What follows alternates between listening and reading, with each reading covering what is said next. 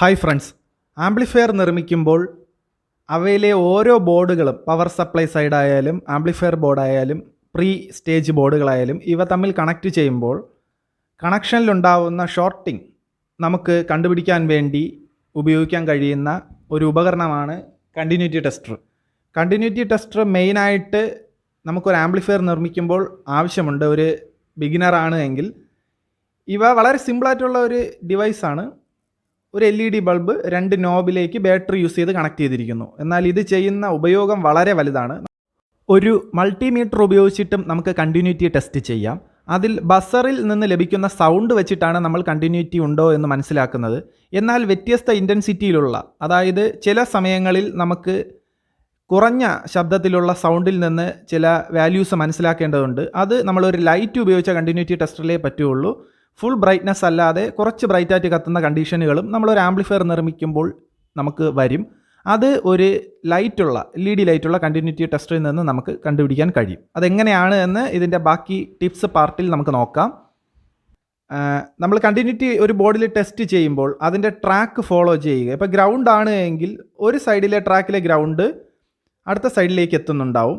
എന്നാൽ അതിൻ്റെ positive സൈഡോ negative supply സൈഡോ check ചെയ്താൽ ഇവ തമ്മിൽ കണ്ടിന്യൂറ്റി ഉണ്ടാവാൻ പാടില്ല, അഥവാ ലൈറ്റ് കത്താൻ പാടില്ല. ഇതൊരു ബേസിക് പ്രിൻസിപ്പിളാണ് ഒരു കണ്ടിന്യൂറ്റി ടെസ്റ്റർ വർക്ക് ചെയ്യിപ്പിക്കുമ്പോൾ. ഒരു ആംപ്ലിഫയർ നിർമ്മിക്കുമ്പോൾ അതിൻ്റെ മെയിൻ മെറ്റൽ പാർട്ടാണ് അതിൻ്റെ ബോഡി. ഈ ബോഡി എപ്പോഴും 230 സപ്ലൈയിൽ നിന്നുള്ള ഗ്രൗണ്ട് പോയിൻ്റ് ഈ ബോഡിയുമായി കണക്ട് ചെയ്തിരിക്കും. ഈ കണക്ട് ചെയ്തിരിക്കുന്ന ഭാഗത്തേക്ക് ഈ സർക്യൂട്ടിലെ ഗ്രൗണ്ട് വരുന്ന എല്ലാ ഭാഗവും ഇൻ്റർ കണക്റ്റഡ് ആണ്. ഇതുകൊണ്ടാണ് നോയ്സ് നമുക്ക് കട്ടായി പോകുന്നത്. എവിടെയെങ്കിലും എക്സ്ട്രാ EMF ജനറേറ്റ് ആയാൽ പോലും അത് ഗ്രൗണ്ട് ചെയ്ത് പോയി നമുക്ക് മാക്സിമം ക്ലിയർ ആയിട്ടുള്ള ഓഡിയോ ലഭിക്കും. നോബുകളിലെ ഗ്രൗണ്ട് ആയാലും RCA ഇൻപുട്ട് സൈഡായാലും എല്ലാ വശവും ഗ്രൗണ്ടുമായി കണക്റ്റഡ് ആണ്. 2 സപ്ലൈ ഉള്ള, അതായത് ഡ്യുവൽ സപ്ലൈയും സിംഗിൾ സപ്ലൈയും ഒന്നിച്ച് വരുന്ന കണ്ടീഷൻ വരുന്ന ആംപ്ലിഫയറുകളാണ് എങ്കിൽ അവയിലെ ഗ്രൗണ്ടും ട്രാൻസ്ഫോമറിൻ്റെ മിഡിൽ വരുന്ന, അതായത് ഗ്രൗണ്ടും തമ്മിൽ ഇൻ്റർ കണക്റ്റഡ് ആയിരിക്കും. കണ്ടിന്യൂറ്റി ടെസ്റ്റ് ചെയ്യുമ്പോൾ ചില സമയം തെറ്റിദ്ധരിക്കപ്പെടുന്ന ഒരു പാർട്ടാണ് പൊട്ടൻഷ്യോമീറ്റർ. പൊട്ടൻഷ്യോമീറ്ററിൽ 0 റെസിസ്റ്റൻസ് കിടക്കുന്ന ടൈമിൽ നമ്മൾ കണ്ടിന്യൂറ്റി ചെക്ക് ചെയ്ത് കഴിഞ്ഞാൽ ഷോർട്ടിംഗ് എഫക്റ്റ് കാണിക്കും. എന്നാൽ വോളിയം കൺട്രോളർ അപ്പ് ചെയ്ത ശേഷം ടെസ്റ്റ് ചെയ്ത് നോക്കിക്കഴിഞ്ഞാൽ നമുക്ക് ലൈറ്റ് കത്തുന്നതായി കാണാൻ കഴിയില്ല. ഇത് പല സമയത്ത് നമുക്ക് കൺഫ്യൂഷൻ ഉണ്ടാക്കാറുണ്ട്. വോളിയം കൺട്രോളർ 0യിൽ കിടക്കുന്ന കണ്ടീഷനിൽ നിങ്ങൾ ഈ വോളിയം കൺട്രോൾ കണക്ട് ചെയ്തിരുന്ന പ്രീ സ്റ്റേജിൽ കണ്ടിന്യൂറ്റി ചെക്ക് ചെയ്ത് കഴിഞ്ഞാൽ നിങ്ങൾക്ക് കിട്ടുന്നത് കണ്ടിന്യൂറ്റി ലൈറ്റ് ഓൺ ആയിരിക്കും. കണ്ടിന്യൂറ്റി ചെക്ക് ചെയ്യുന്ന സൈഡിൽ കപ്പാസിറ്റർ ഉൾപ്പെടുന്ന സർക്യൂട്ടുകൾ ചെക്ക് ചെയ്യുമ്പോഴുള്ള ടിപ്സ്. കപ്പാസിറ്റർ കപ്ലിങ്ങിന് വേണ്ടി ഔട്ട്പുട്ട് സൈഡിൽ ഉണ്ടാവാറുണ്ട്, ഇൻപുട്ട് സൈഡിൽ ഉണ്ടാവാറുണ്ട്, പവർ സപ്ലൈ സൈഡിലും ഉണ്ടാവാറുണ്ട്. ഇവയുടെ കണ്ടിന്യൂറ്റി നമ്മൾ ചെക്ക് ചെയ്യുന്ന ടൈമിൽ ചെറിയ രീതിയിൽ LED ഗ്ലോ ചെയ്യുന്നത് നമുക്ക് കാണാൻ കഴിയും.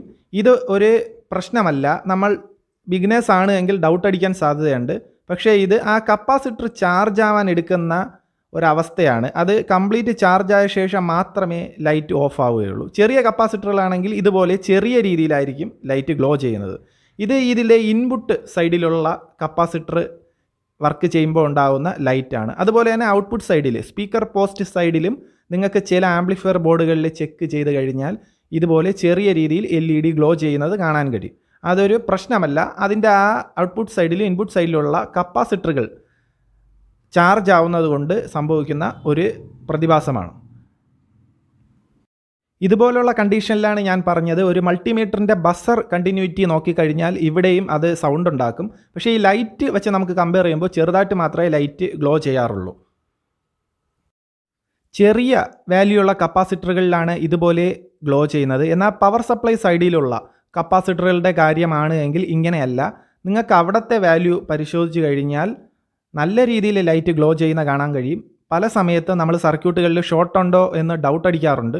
പക്ഷേ യഥാർത്ഥത്തിൽ ഈ കപ്പാസിറ്ററിൻ്റെ വാല്യൂ വളരെ ഉയർന്നതായതുകൊണ്ട് ഇവ ചാർജ് ആവാൻ ടൈം എടുക്കും. അത് ചാർജ് ഫുള്ളാകുന്നത് വരെ ഈ ലൈറ്റ് ഗ്ലോ ചെയ്തുകൊണ്ടിരിക്കും. ഈ കണ്ടിന്യൂറ്റി ടെസ്റ്ററിലെ ബാറ്ററിയിലെ വോൾട്ടേജാണ് അത് ചാർജിങ്ങിനായി ഉപയോഗിക്കുന്നത്. ഇപ്പോൾ കാണുന്നത് അത്തരം ഒരു കണ്ടീഷനാണ്. ഈ ഗ്രൗണ്ട് വർക്ക് ചെയ്യുന്നുണ്ട്. ഗ്രൗണ്ടിലേക്ക് ഒരു നോബ് കൊടുത്തിട്ട് അടുത്ത നോബ് പോസിറ്റീവ് സൈഡിലേക്ക് കൊടുക്കുകയാണ്. അപ്പോഴും നിങ്ങൾക്ക് കാണാം അവിടെ ലൈറ്റ് കത്തുന്നത്. ഇത് കണ്ടിന്യൂസ് പിടിച്ചുകൊണ്ടിരിക്കുകയാണെങ്കിൽ അതിലെ ചാർജ് തീരുവന്നേ ഉള്ളൂ. അതൊരു ഡിഫക്റ്റ് അല്ല. ഈ കാണുന്നതാണ് നോയ്സ് സൈഡിൽ നമുക്ക് നോയ്സ് കുറയ്ക്കാൻ വേണ്ടി ഡയറക്റ്റ് 230 എന്ന് വരുന്ന കേബിള് ബോഡിയുമായി കണക്ട് ചെയ്തിരിക്കുന്നത്. ഇങ്ങനെ കണക്ട് ചെയ്യുന്നതിലൂടെ ഇതിലുണ്ടാകുന്ന അൺവാണ്ടഡ് EMF ഇത് ജനറേറ്റ് ചെയ്യുന്നത് ബോഡിയിൽ നിന്ന് ഗ്രൗണ്ട് ചെയ്യപ്പെടും. ആംപ്ലിഫയർ നിർമ്മിക്കുമ്പോൾ വളരെ ഇമ്പോർട്ടൻ്റ് ആയിട്ട് നോക്കേണ്ട മറ്റൊരു ഷോർട്ടിംഗ് കണ്ടീഷനാണ് നമ്മുടെ ആംപ്ലിഫയറിലുള്ള ട്രാൻസിസ്റ്ററുകളായാലും ICകളായാലും ഇവയുടെ ബോഡി പാർട്ട് എപ്പോഴും ഹീറ്റ് സിങ്കുമായി കണക്റ്റഡ് ആയിരിക്കും. ഈ ഹീറ്റ് സിങ്ക് ആംപ്ലിഫയർ ബോഡിയുടെ മെറ്റൽ എർത്തുമായിട്ടും കണക്റ്റഡ് ആയിരിക്കും. എന്നാൽ മിക്ക ട്രാൻസിസ്റ്ററുകളിലും ICകളിലും ഈ മെറ്റൽ പാർട്ട് എന്ന് പറയുന്നത് നെഗറ്റീവ് സപ്ലൈ ആണ്, ഗ്രൗണ്ട് അല്ല. ഈ കാണുന്ന ബോർഡിൽ നിങ്ങൾക്ക് ട്രേസ് ട്രാക്ക് ചെയ്ത് പോയാൽ മനസ്സിലാവും.